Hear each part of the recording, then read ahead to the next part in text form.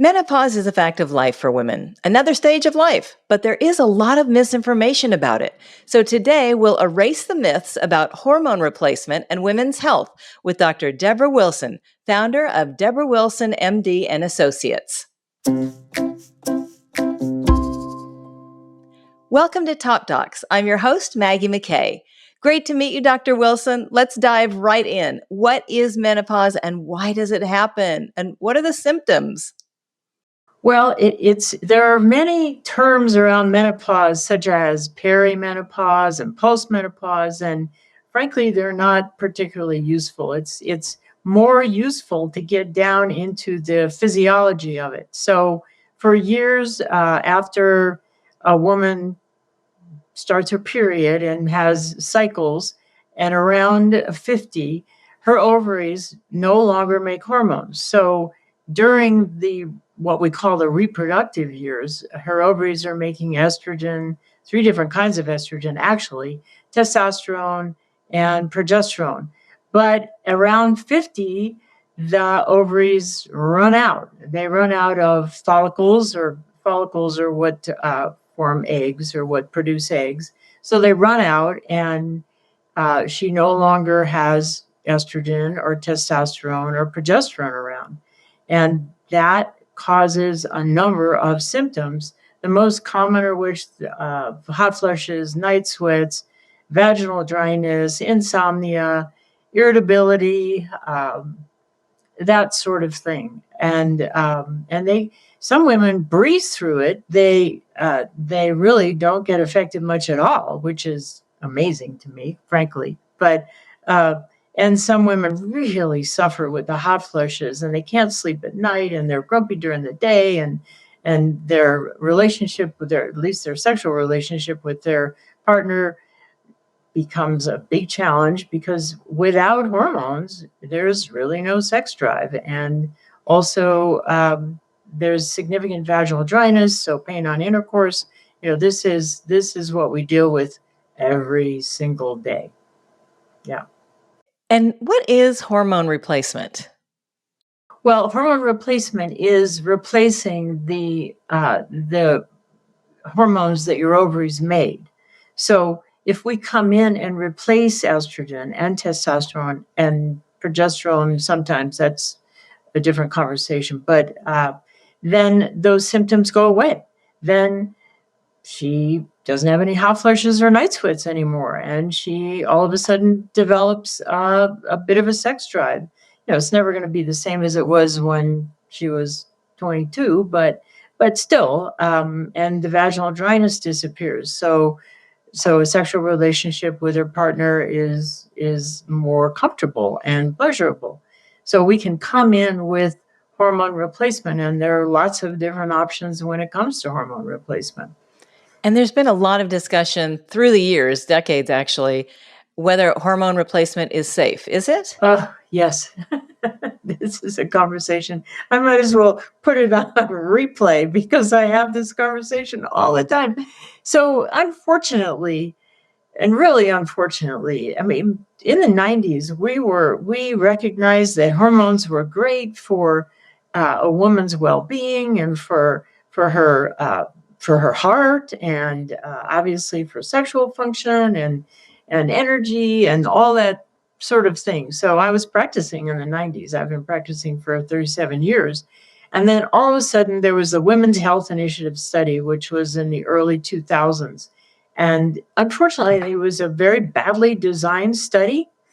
And I won't go into the details, but just let it be said that it was a badly designed study. And they even stopped it early because they were so concerned about the negative effects of hormones, and it just had reverberations throughout the media and throughout the medical world. And so all these women were off their hormones because they were afraid of getting breast cancer, and they were afraid of having a stroke or a heart attack. Unfortunately, the study was done on oral Premarin, which is pregnant mare's urine, which is a whole other conversation. It's very cruel to horses. So the study was done on oral hormones. It was done in women who were in their 60s to begin with, which is that's not a good idea to start hormones that late, generally speaking. So, but it was the impact of this study was just stunning. And all these women were off their hormones. And there was a lot of suffering as a result of that. But over the past, and that actually persisted for a number of years. But over the last few years, there have been multiple studies looking at, do hormones actually cause breast cancer or cause a predisposition for breast cancer? Do hormones actually cause stroke and heart attack? And what we've seen is that as long as the hormones are not given orally, like, swallowing something, and it's not Premarin, it's more bioidentical estrogen, actually, it doesn't increase the risk for breast cancer. I mean, breast cancer is everywhere. 1 in 7 women gets breast cancer, and there are probably multiple factors involved in that, and that's another conversation. But and it doesn't, and as long as you don't give it orally, it doesn't pass through the liver. It doesn't increase fibrinogen, which is a clotting factor. And so it doesn't increase the risk for stroke and heart attack. Oh, wow. So, and this is fortunately over the last year or so, this has been pretty well publicized in the mainstream media. So we're seeing women, finally be comfortable with addressing the symptoms that they suffer with. So, I'm not saying it's safe for everyone. It's not safe. Hormone replacement is not safe for everyone. And, if a woman has had breast cancer and is estrogen receptor positive, it's not a good idea to take estrogen, obviously. If she has a genetic clotting defect, a mutation that predisposes to blood clots, then it's probably not a good idea. That's a little controversial too, but, all these things, I mean, I could talk for 5 hours, and I talk for, 10 hours a day. Because I only see menopausal women at this point. Yeah. So is it fair to say that just that one study is why we thought estrogen caused breast cancer, strokes, and heart attacks? Yes, it really is. It's Wow. that one study. It was a big Amazing. one. Yeah. And what are the advantages of hormone replacement?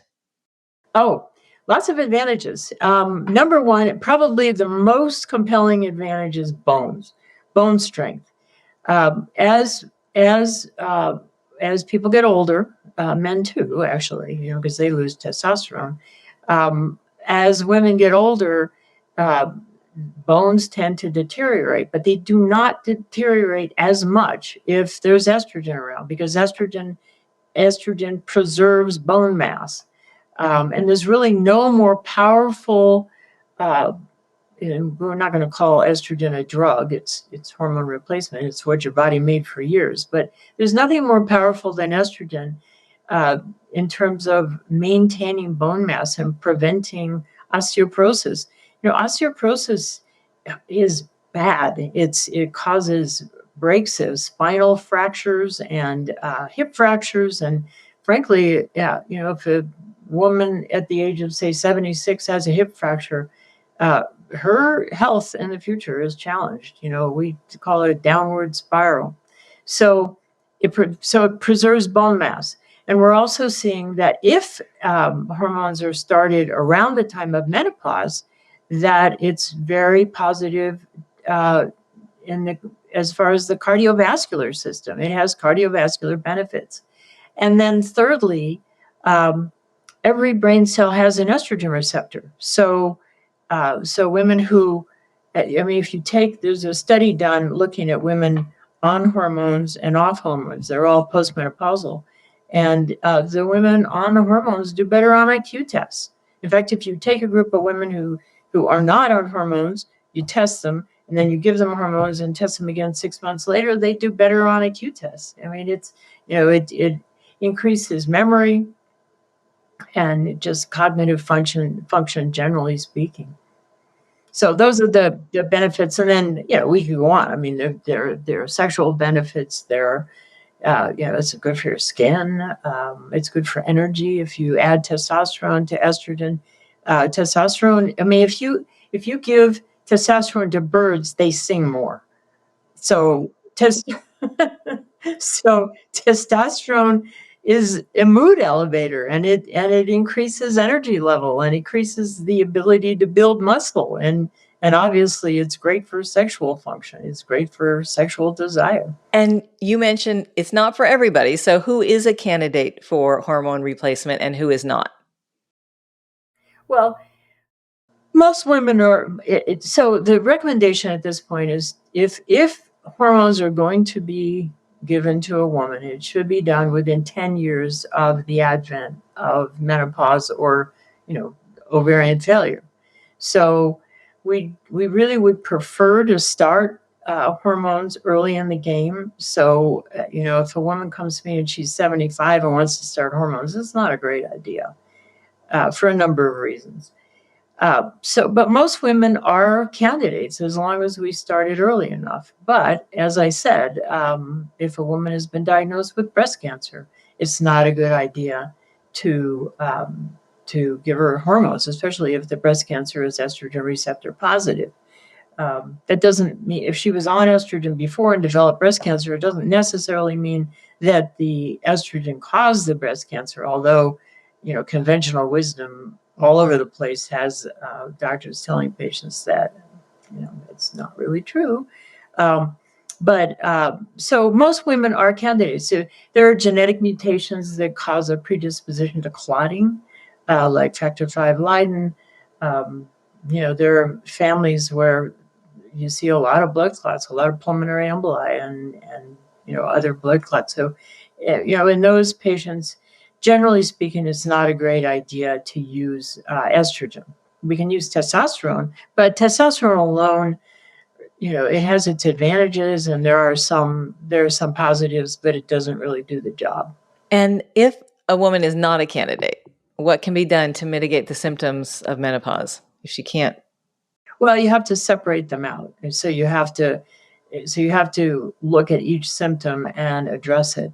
I mean, there is a new drug on the market that helps with hot flushes, and there are actually a few drugs. Some of the antidepressants like Prozac help with hot flushes. So we can treat the hot flushes if that's a big problem. Almost any woman, no matter what her contraindications are to taking hormones, can use vaginal estrogen, like a vaginal estrogen suppository or a cream, and that will increase elasticity of the vagina if she's having pain with intercourse. So you have to separate out the symptoms and treat accordingly. I'm still back on the birds singing more who are on testosterone. I just love that. It's And true. also, the brain, every cell has an estrogen receptor. That's so wild. Yeah. That's just amazing. So thank you so much. This has been so educational and helpful. Thank you for sharing your expertise, Doctor. You're welcome. Again, that's Dr. Deborah Wilson. And if you'd like to find out more, please visit drwilsongyn.com. If you found this podcast helpful, please share it on your social channels and check out our entire podcast library for topics of interest to you. This is Top Docs. I'm Maggie McKay. Thanks for listening.